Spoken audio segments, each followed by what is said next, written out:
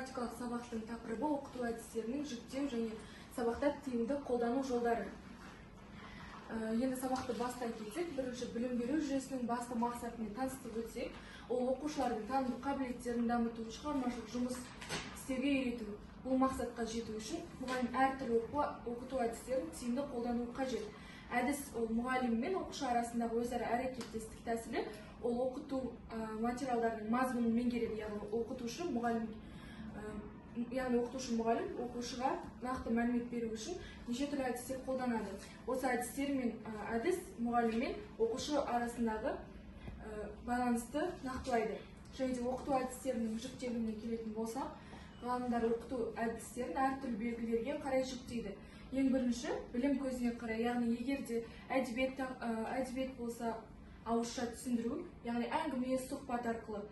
Бұл көбінесе біз әдебиет сабақтарында қолданамыз, көбінесе оны біз лекция түрінде, яғни ауызша түсіндіру әдісіне жатады. Екінші көрнекілік. Бұл көбінесе көрнекілік көрсетілім, сурет, бейне, тәжірибелік бойынша болады. Бұл қандай жағдайда болады? Көбінесе біз мұндайды математика сабақтарында, информатика сабақтарында қолданамыз. Мысалы, біз бастауыш мұғалім болғаннан кейін бастауыш балаларға көбінесе математикадан 3 бұрыш, 4 бұрыш формаларды үйрету үшін, оны макет түрінде көрсетіп, осы әдіс көрнекілік әдісіне жатады. Яғни бұл балаларға түсінікті болу үшін. Және келесі танымдық белсенділікке қарай, яғни балалардың қандай белсенділігі бар, соған байланысты әрекеттер қолданылады. Көбінесе бұл зерттеушілікке жатады. Келесі мақсатына қарай, яғни мақсаты сабақтың мақсатына қарай. Жаңа білім беру, бекіту, тексеру және бағалау әдістері. Көбінесе бір мақсатқа қарай бір сабақтың ішінде көбінесе құрастырылады. Бастауыш білім беру процесінде оқыту әдістеріне таңдау оқушының жас ерекшелігі мен мазмұнына байланысты. Ең бірінші бағана атап өткендей, қазақ тілі сабағында көбінесе лекция және де сұрақ-жауап, ойын, сөздік әдістері болады. Көбінесе әдебиет сабақтарында болады. Келесі математика. Проблемалық ситуация, топтық жұмыс, практикалық есептер. Тоқтап айтсақ, көбінесе бастауыш балаларға математика көбінесе қиын келеді. Проблемалық сабақ болғаннан кейін көбінесе балаларға қызықты өту қажет. Бұл үшін біз қандай әдіс қолданамыз? Ең бірінші топтық жұмыс. Топтық жұмыс кезінде балалар өз ойын толық айта алады, түсінбеген жерімен бір-бірімен бөліседі, және де оны практикада қолданылады. Яғни осылайша есептерді оңай түсіндіруге болады. Келесі бізде дүниетану сабағы. Дүниетану сабағында бағана айтып өткен көрнекілік әдісін қолданамыз. Көрнекілік бұл бізде тәжірибеге қолдансақ, ол қалай болады? Көбінесе дүниетану кезінде біз жануарлар немесе карталарды өтетін боламыз. Карталарға біз қалай шолу жасаймыз? Картаны балаларға қоямыз, белгілі бір, мысалы, Қазақстан аумағын алсақ, карта және де макет арқылы дүниетану сабағын түсіндірсек болады. Және де үшінші сабақта қолдануға болатын 3 тиімді әдіс. Бұл көбінесе қандай әдістер? Ең алғашқысы ойлан, жұптас, бөліс әдісі. Мақсат оқушылардың ойлау, талқылау және өз пікірін айту дағдыларын дамыту. Қолдану мұғалім, мысалы, қалай бұл әдісті қолданамыз? Мұғалім сұрақ қояды, оқушы ойланады, жұптасады. Ең бірінші бізде мысалы сабақ болып жатыр. Сабақты түсіндіріп болғаннан кейін балалар оны сабақты қорытындылау қажет. Оны қорытындылау үшін ең бірінші біз балаларға сұрақ қоямыз. Сұрақ қойғаннан кейін әр бала ойын өзі жеке ойланады, кейін оның қасында отырған парталасымен ойланады, яғни екеуі бір-біріне түсінгені айтады. Кейін біз оны сыныпта талқылаймыз. Осы сыныпта талқылау барысында ойлан, жұптас, бөліс әдісі тиімді орындалатын болады. Келесі әдістер инсерт әдісі. Мақсаты мәтінді түсініп, оқу мен талдауға үйрету. Ол қолдану барысы оқушылар мәтінді оқып отырып, қайық белгілер қоятын болады.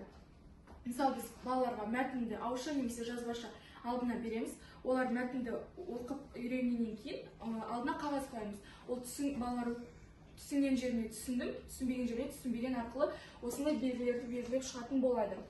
Және де бұл мақсат бағана айтып өткенімдей түсіну мен талдауға үйрету. Түсінбегеннен кейін балалар, біз мысалы мұғалім ретінде балалардың түсінбеген белгілерін көргеннен кейін қай жерін түсінбедік, осы бойынша талқылау жүргізетін боламыз. Бұл балалардың ойында ұзақ қалуға көмектесетін әдіс болып табылады. Келесі әдіс кластер әдісі. Мақсаты тақырып бойынша негізгі ойларды жүйелеу және байланыстыру. қалай қолданылады? Тақырыптың атауы ортасына жазылады, айналасына идеялар тармақталады. Бұл әдіс арқылы біз кластер әдіс арқылы екі әдіс қолданамыз.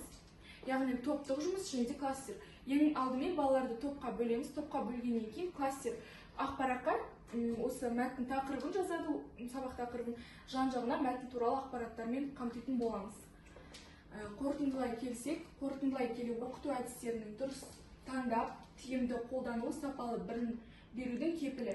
Мұғалім әр сабақта оқушылардың жас ерекшелігі мен қызығушылығын ескеріп, дәстүрлі және инновациялық әдістерді ұштастыра білу қажет. Яғни инновация дәстүрлі дегеніміз, дәстүрлі әдіс деген көбінесе қазір бізде лекция, балаларға ауызша түсіндіру. Ал инновациялық деген қазіргі таңда көбінесе біз балаларға демократиялық түрде сабақты өткізгеніміз дұрыс. Яғни балалар өз ойын айту қажет. Тек қана лекцияда мұғалім ғана басты рөлде болмай, яғни оқушыларға да басты рөлді беру қажет.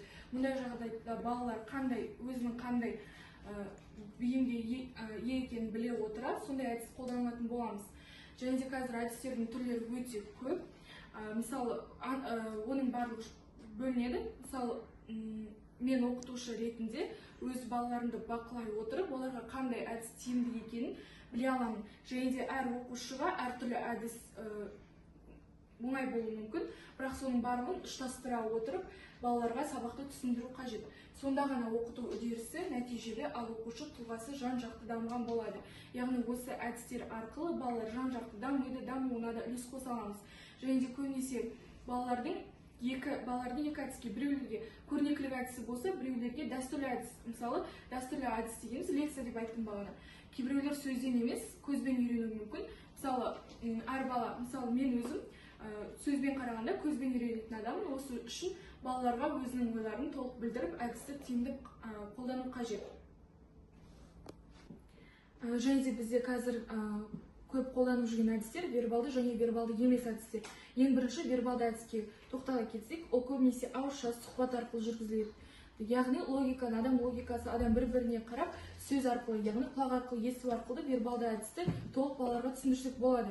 Ал мысалы мен қосымша өткізіп жатырмын. Қосымшада көбінесе лекция емес, басқаша, яғни көзбен, әуенмен түсетін балалар болуы мүмкін. Ол кезде біз вербалды әдісті қолданамыз, яғни ол біздің эмоциялық қозғалу арқылы түсіндірсек болады. Және де осыған бір мысал келтіріп өтсек, мысалы балалар ағылшын курсында оқуы мүмкін, ал ағылшын курсында ағылшыншаға енді келген, ағылшынша түсінбейтін бала болуы мүмкін. Ондай кезде біз, яғни вербалды әдісті қолдана алмаймыз, ол кезде біз вербалды емес әдісті қолданамыз. Яғни біз қимыл, іс-әрекет арқылы, балаларға эмоциямыз арқылы осындай әдіс арқылы түсіндіретін боламыз. Біздің бүгінгі лекциямыз осы әдістерге байланысты болды. Соңғы түсіндіріп өткен әдісіміз вербалды және вербалды емес әдістер. Осы бойынша студенттерге сұрақ қойсам, сіздерге қандай вербалды немесе вербалды емес әдіс түрі тиімді деп ойлайсыздар? Менің ойымша, вербалды және вербалды емес екі әдісті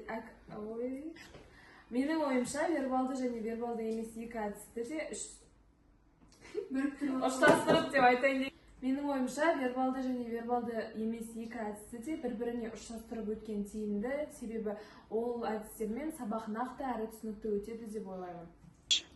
Біздің осымен 12-ші практикалық сабағымызды аяқтай отырып, мен қорытындылап өтсем, бізге қандай әдіс болмасын, оқушы мен оқытушы арасындағы байланысты біріктіру